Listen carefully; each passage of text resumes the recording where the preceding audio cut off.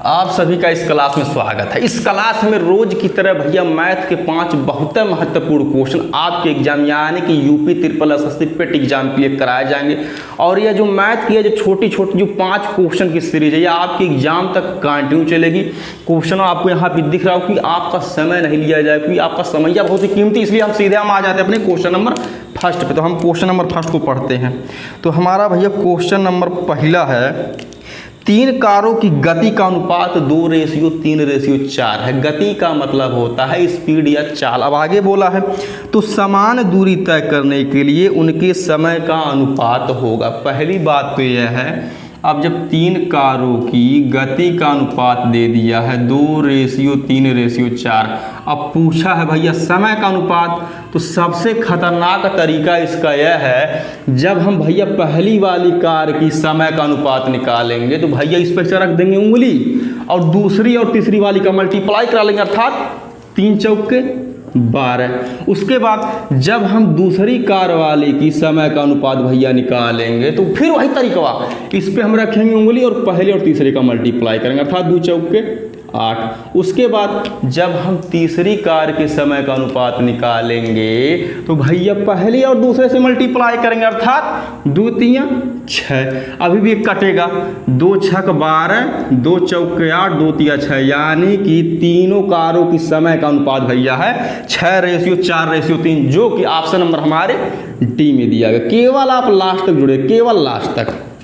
अब हम आ जाते हैं अपने नेक्स्ट क्वेश्चन पे। क्वेश्चन आपको यहाँ पे दिख रहा होगा, लेकिन हम यह आप जान लीजिए कि जिस प्रकार का क्वेश्चन भैया आपके एग्जाम में पूछा जाता है, सेम उसी लेवल का और उसी पैटर्न का क्वेश्चन भैया इस क्लास में रखा गया। बाकी आपके एग्जाम तक ऐसा क्लास चलेगा। अब हम आते हैं अपने क्वेश्चन पे।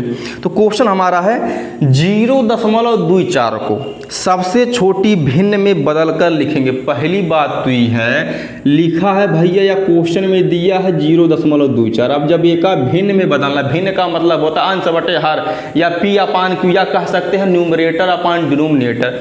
अब जब भिन्न में बदलना है तो कहे का मतलब यह है, डेसिमल के जगह हम लिख देते हैं 1। अब भैया एकरे बाद यानी कि डेसिमल के बाद 2 अंक तो लगा देते हैं भैया 2 भेली, यानी कि अब हो गया 24/100। अब इसको जब कट करेंगे 4 6 24, 4 से कटेगा 100 भैया 25 बार में, यानी कि 6/25 हमारा आंसर हो जाएगा, क्योंकि ये सबसे छोटी भिन्न है, जो कि ऑप्शन नंबर हमारे कहाँ गया, सी में दिया गया है। अब हम आ जाते हैं अपने नेक्स्ट क्वेश्चन पे। आपको क्वेश्चन यहाँ पे दिख रहा होगा, राम और मोहन की आय में, अर्थात भैया इनकम 8:3 का अनुपात है। यदि उनकी आयु में अंतर 1000 रुपये हो तो भैया राम की आय कितनी होगी। पहली बात तो ये है, अब भैया 2 लोग यानी कि R फॉर भैया राम, M फॉर मोहन। अब इनकी आय का अनुपात दिया है 8:3, लेकिन क्वेश्चन में यह बोला है कि भैया इनकी आयु में अंतर, अर्थात कहने का मतलब यह है राम और मोहन की आयु में जो भैया अंतर या डिफरेंस दिया है 1000 रुपये का। तो कहने का मतलब ये है, जब अंतर अगर 1000 रुपये का दिया है तो भैया इनकी आय का जो अनुपात अगर 8:3 दिया गया तो भैया इसको भी हम माइनस कर लेते हैं, क्योंकि अंतर बोला 1000। अब 8 में से अगर 3 घटाएंगे आ जाएगा 5। अब 5 बराबर भैया 1000 के बराबर है। अब हम जब 1 का मान निकालेंगे, 5 दूना 10, उसके बाद लगा देंगे 2 भेल, यानी कि 1 का मान आ जाएगा 200। लेकिन क्वेश्चन में यह बोला है कि राम की आय कितनी होगी। अब राम की जो भैया आय का रेशियो 8 है। अब 1 का मान अगर 200 निकला है तो भैया 200 × 8 कर लेते हैं, यानी कि 8 दूना 16। उसके बाद लगा देंगे 2 भेल, यानी कि राम की आय है 1600 रुपया, जो कि ऑप्शन नंबर हमारे बी में दिया गया। अब हम आ जाते हैं अपने नेक्स्ट क्वेश्चन पे। आपको क्वेश्चन यहाँ पे दिख रहा होगा। तो हमारा क्वेश्चन है, वह छोटी से छोटी संख्या जिसको 3 4 5 या 7 से भाग देने पर शेषफल भैया 2 प्राप्त हो। पहली बात तो ये है, जब छोटी से छोटी संख्या बोला है तो भैया 3 4 5 और 7 का हम निकाल लेते हैं एलसीएम। कहाँ कि भैया बोला है छोटी से छोटी संख्या।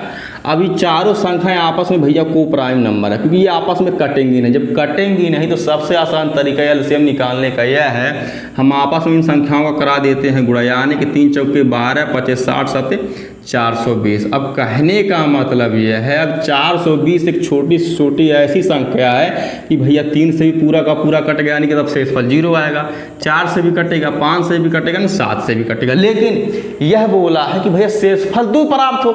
जब शेषफल भैया अगर 2 प्राप्त होगा तो भैया हम 2 का जोड़ देते हैं, यानी 420 में जब जब 2 जोड़ेंगे तो आ जाएगा 422, यानी कि ऑप्शन नंबर हमारा सी हो जाएगा। अब हम आ जाते हैं अपने नेक्स्ट क्वेश्चन पे। तो हमारा नेक्स्ट क्वेश्चन है, आपको क्वेश्चन यहाँ पे दिख रहा होगा, यदि 25 वस्तुओं का क्रय मूल्य 20 वस्तुओं के विक्रय मूल्य के भैया बराबर है तो लाभ प्रतिशत है। अब जैसा बोला गया पहले हम वैसे लिख देते हैं, उसके बाद हम क्रय मूल्य और विक्रय मूल्य का जो मान है अलग अलग हम निकाल लेते हैं। अब यही बोला है 25 वस्तुओं का क्रय मूल्य का मतलब भैया सीपी या कास्ट प्राइस या लागत मूल्य या भैया खरीद मूल्य। अब बोला है 20 वस्तुओं के विक्रय मूल्य के बराबर एसपी अर्थात भैया सेलिंग प्राइस। अब हम सीपी एंड एसपी यानी कि क्रय मूल्य और विक्रय मूल्य का जो मान है अलग अलग हम निकाल लेते हैं, अर्थात सीपी को भैया यही रहने देते हैं, एसपी आ जाएगा भैया इधर। अब कहने का मतलब ये है कि भैया जिस प्रकार से भैया एसपी इधर आया है उसी प्रकार से भैया सीपी का मान हो जाएगा 20 का है कि एसपी से यानी कि सेलिंग प्राइस से 20 भैया बिछड़ जाएगा, उसी प्रकार से भैया सीपी से 25 बिछड़ जाएगा तो भैया इधर आ जाएगा एसपी का मान हो जाएगा 25। अब एक बात आप देख सकते हैं कि सामान को खरीदा गया है 20 रुपये में और बेचा गया है 25 रुपये में। अब इस कंडीशन में हमको लाभ होगा क्योंकि भैया जब सामान को कम में खरीद करके ज़्यादा में बेचेंगे तो भैया लाभ है होगा। अब 20 में खरीद कर अगर 25 में बेचे हैं तो भैया लाभ होगा 5 रुपये का, लाभ होगा 5 रुपये का। अब एक बात, अब यही बोला है कि भैया लाभ प्रतिशत, तो लाभ प्रतिशत का फार्मूला यह होता है लाभ गुणे 100/क्रय मूल्य। अब एक बार लाभ हुआ है 5 रुपये का गुणे 100/क्रय मूल्य अर्थात सीपी हमारा भैया है 20। अब 20 से करने 20 5 100, 5 में 5 से गुणा करेंगे आ जाएगा 25%, यानी कि कहने का मतलब ये है 25% का लाभ होगा, जो कि ऑप्शन नंबर हमारे सी में दिया गया है। इस क्लास का यह लास्ट क्वेश्चन है। आपसे एक रिक्वेस्ट आएगा कि क्लास को लाइक शेयर सब्सक्राइब कर दीजिएगा और कमेंट करके बताइए क्लास कैसे लगी। बाकी आपकी एग्जाम तक कंटिन्यू चलेगा। धन्यवाद।